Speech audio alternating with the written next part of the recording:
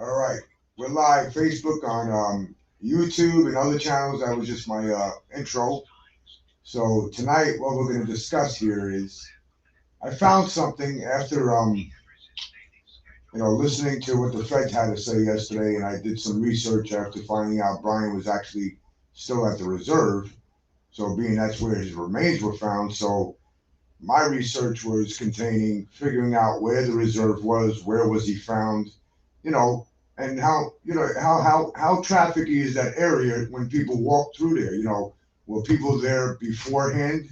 Did anybody meet Brian beforehand? And I actually found something, and I already sent this into the feds. I contacted Northport Police. I got to leave them a message on Facebook as well.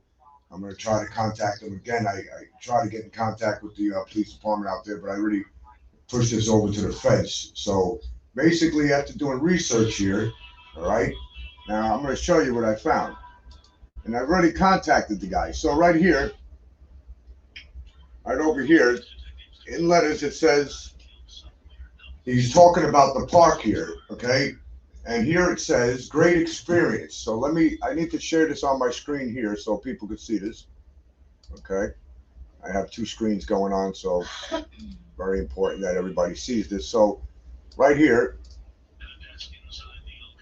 it says, now he visited the park. So, he was a tourist, and great experience, except for a bald guy named Brian who was selling snakes to eat.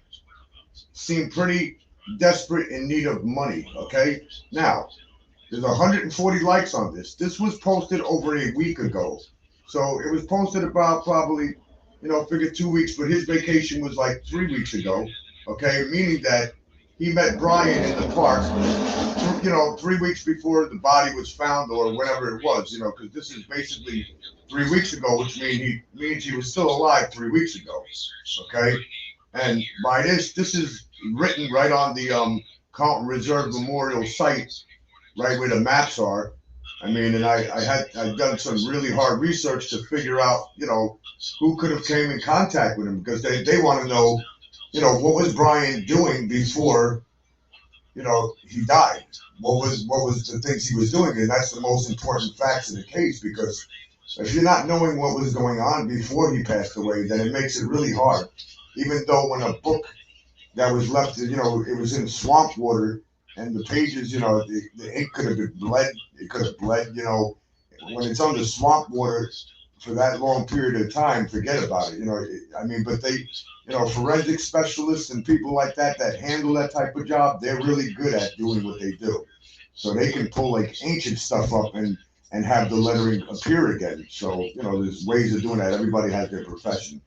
So this right here, written by Olive Hartmont, okay, who I've already contacted, and I didn't realize I was already one of his pages here. I was following him already, and he's from New York, and he's a pilot actually in New York, and he's pretty wealthy. He has no reason to sit there and lie about anything, and he didn't even realize that he had met Brian Laundrie. So that's the whole thing about this, which makes it, this is like a really big part to the case, because knowing that Brian was out in the Carlton Reserve starving, because of course, nobody knew where he was, and of course nobody would know where he was, because he knows he didn't do and commit those murders, but not realizing and not having a phone out there, could have meant to a lot of things. Somebody could have gone out there and killed him, okay?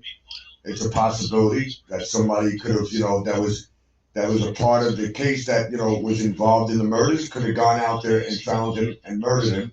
You don't know. They could have murdered him somewhere else and dumped his bones there, okay, along with the knapsack and briefcase. A lot of things could have happened. So nobody can determine what happened until, the feds can actually figure out what is really going on here, because there's a lot of things going on, and it still leads right back to the Mole Police Department, no matter how you look at it.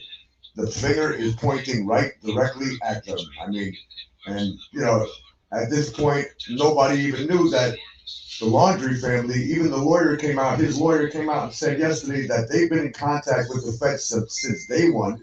The families have spoken. So whatever, you're hearing out there, unless you're hearing it from them themselves, then I wouldn't listen to it because the media lies to you. You know, the only ones pretty much that are telling the truth right now is JB from Florida.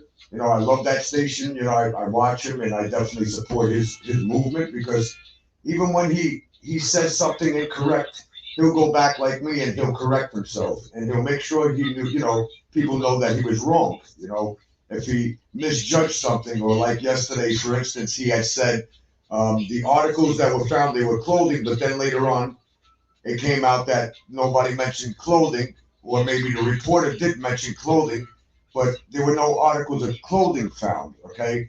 But he corrected himself. So, you know, that's one station I definitely watched. I believe it's News 8 in Florida. Um, and JB, you know, he's definitely a good reporter, good host. So, but I mean, basically, you can look at this right here. And again, we can go back and you can look at this. This is the Sarasota visiting site. This is for the Carlton Reserve. And here's the comic right here. And again, I'll read it. It says Oliver Hartmont, local guide, 125 reviews, 1 week ago. Now, not everybody knows about Brian Laundrie, so you have to remember that. People don't, you know, a lot of people don't spend their time on Facebook, especially if you're a pilot, you got other things going in your life, you know. People don't spend it. So a lot of people don't even know that, you know, we have a food shortage right now. So he says he had a great experience, except for a bald guy named Brian who was selling snakes to eat. Okay, selling snakes, not to eat the snakes, selling snakes to make money so that he can eat and buy food. Seemed pretty desperate, in need of money. Okay, 140 people like this, but nobody else commented on here because these people probably don't even know what's going on. All right, and again, right here, cool place. Okay, this is Ron Rico, cool place. Ran into some bald guy named Brian who seemed a bit strange, but other than that, great getaway. Okay. Now that's two comics right there. Okay, already, and I can go more into detail, but you know, I mean, this is public information. But you know, if you do the research and you really want to find out what's going on, you know, like I'm really investigating this case hardcore. You know, because I know a lot of the things that I've sent the feds already put them in a complete different direction of where they were headed. But they, you know, they still had ideas of what was going on. You know, they're not stupid. You know, they can tell by the scene of the crime and how it was done, and they know how, you know, how. I mean, you could pretty much look at when you listen to Brian's lawyer, and he says he knows Brian since he's a kid. He's friends with the family for over 25 years. Okay, that it's not putting like, you know. What do they call that? What's that word I'm looking for? When you're not supposed to use a lawyer, but you know, it's not conflict of interest. Okay, so you know, basically for him, you know, the parents mentioned that Brian was grieving. Okay, grieving. Now, if you killed somebody, most killers they don't grieve. Most killers they're hungry to do it again, or they're on to the next girl. Okay, so you know, you really need to put things in perspective. And still, after people knowing this, to be in front of their house, still tormenting and harassing them, they're not realizing that when the shit hits the fan, the consequences are going to hit their faces. Because everybody that's standing there, especially that lady that will never leave, she said, until justice is served. You know, they're not giving nobody time to grieve. They're not giving anybody the time to talk. Nobody has said anything yet. The feds will only tell you so much, and that's it. But I'm telling you this now. You can read the comments yourself. I mean, I'll put the link up. It's not a problem. I've already sent this in, and a lot of people here have said that they bumped into Brian, okay? And they only knew him by his first name. Look, I mean, nobody here knows anything else. Okay?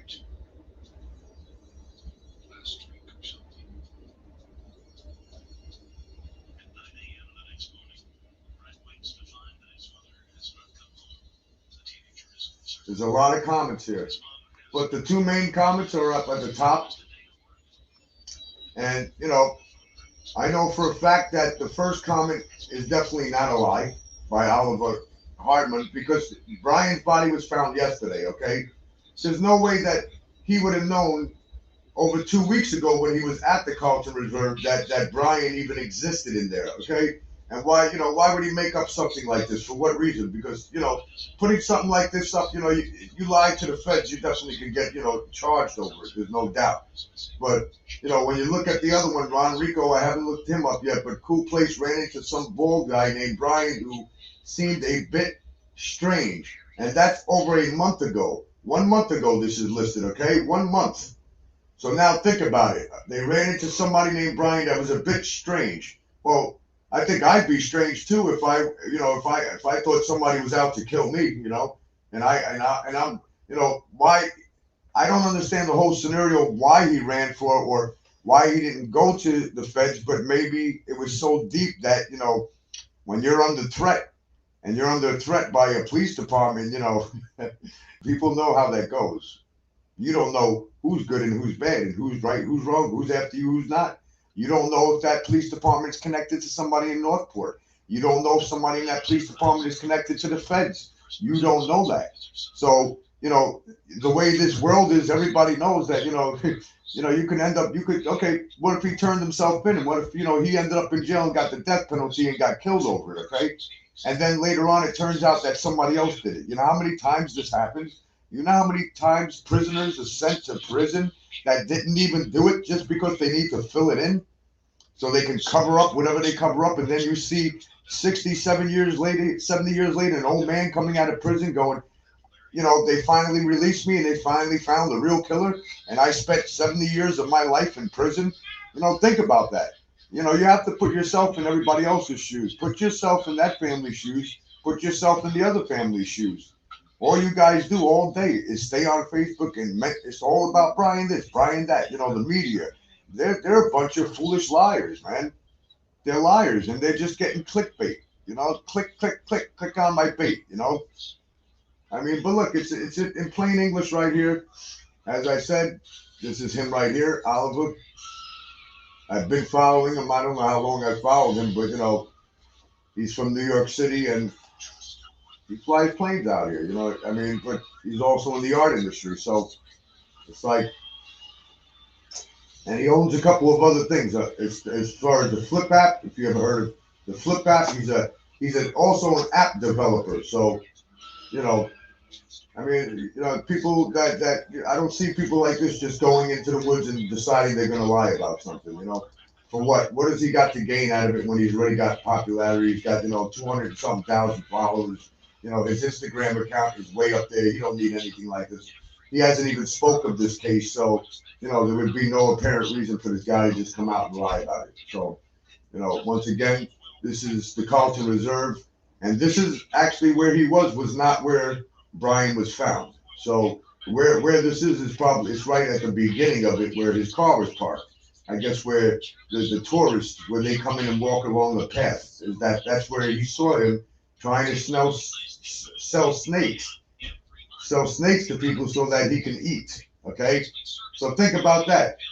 So anything could have happened out there. He could have starved to death. Anything could have happened. You need to think, and that's the way life is. But that's what I have to show you tonight, and I hope this helps you out. But this is what I've been doing all day, and putting my online stores up. I don't have time to sit online doing this all day.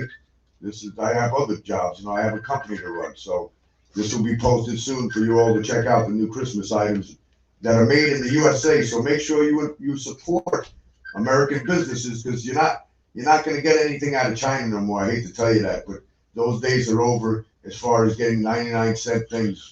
If you want quality, you're going to pay for quality. That's it. So have a great night, and we'll see you next time.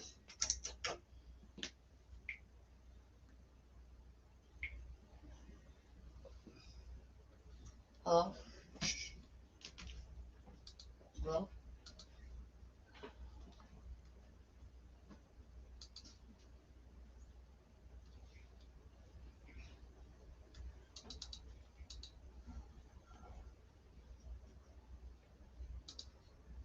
All right, so as I said, YouTube, this right here, this is the Carlton Reserve.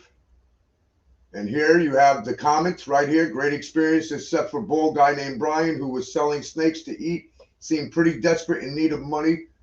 Written by Oliver Hartman. a week ago. Okay, and here you go again right here.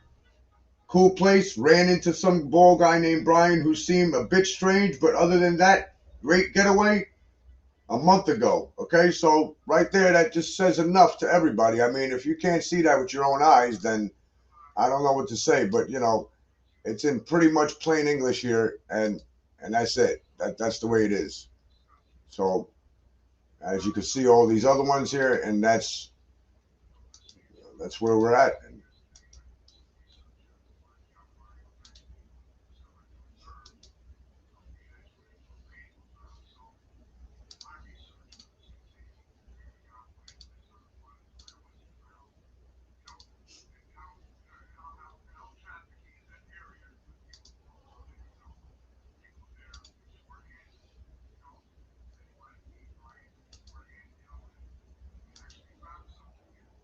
And there's his page right there.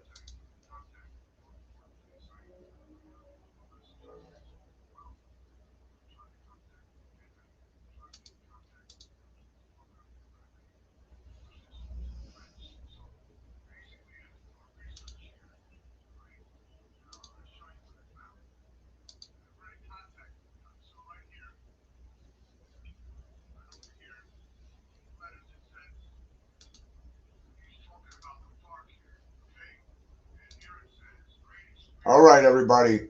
So you have a great night now, and we'll be back again. I hope you enjoyed this broadcast, and you know, just people need to stop and slow down and leave the families alone. Let them grieve. Let the feds do their work. Let us do our job so we can find out what really went on here.